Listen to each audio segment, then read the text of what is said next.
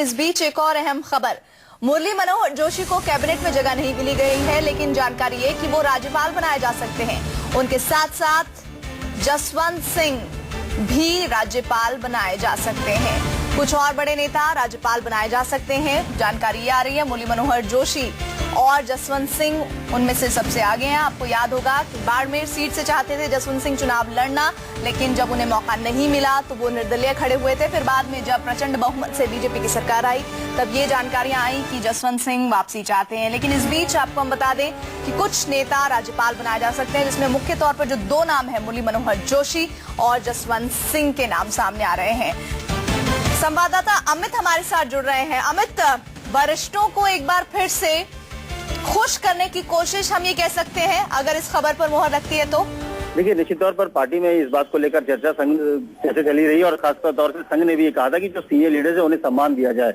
हालांकि 75 से ज्यादा की उम्र वालों को कैबिनेट में शामिल नहीं करने का पार्टी ने एक फैसला किया था, जिसके तहत इन लोग को बाहर रखा गया था। लेकिन ऐसे में ये कहा जा रहा है कि गवर्नर बनाया जा सकता है कुछ बड़े नेताओं को। उसमें जोशी के तो हैं ही, इसके अलावा वीके मल्होत्रा जो कि दिल्ली में पहले मुख्यमंत्री के तौर पर उन्हें प्रोजेक्ट भी किया गया था। इसके अलावा कल्याण सिंह हैं, कैलाश जोशी हैं। ये ऐसे सीनियर लीडर हैं जो फेरिस्त है बीजेपी में, जो वरिष्ठ नेता है, सीनियर नेता है। लेकिन अब उनका इस्तेमाल कैसे किया जाए, क्या किया जाए, और अब पार्टी के पास मौका है कि इन नेताओं को सम्मान दिया जाए और इसके लिए प्लान किया जा रहा है कि इन नेताओं में को गवर्नर बनाया जा सकता है।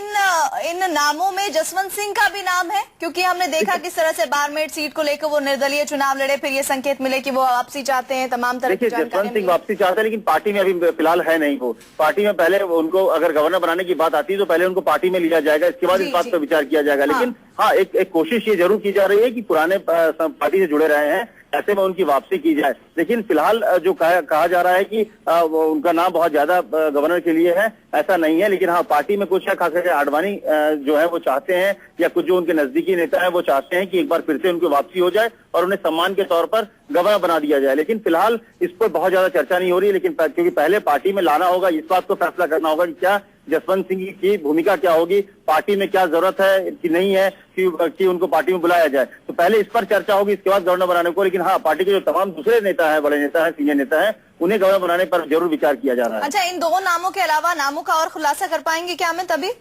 देखिए, उसमें एक कल्याण सिंह है जो कि चुनाव नहीं लड़े थे इस बार। उन्होंने कह दिया था कि वो चुनाव नहीं लड़ेंगे, उनके बेटे को चुनाव लड़ाया जाए, वो है। इसके अलावा वीके मल्होत्रा जो कि 2008 में सीएम प्रोजेक्ट किए गए थे दिल्ली में, उनका नाम है। कैलाश जोशी जो इस बार चुनाव नहीं लड़े, भोपाल से लगातार सांसद रहे थे, वो चुनाव लड़े। तो इस तरह के नाम है जो सीनियर लीडर है बीजेपी में, जो वरिष्ठ नेता है, लेकिन इस बार चुनाव मैदान में नहीं उतरे।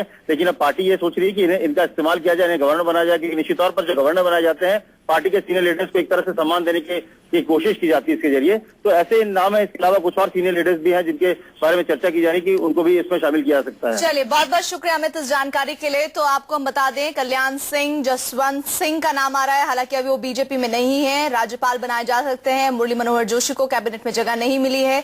ये कहा जा रहा है कि एक तरह से वरिष्ठों का सम्मान करने के तहत ये कदम उठाया जा सकता है।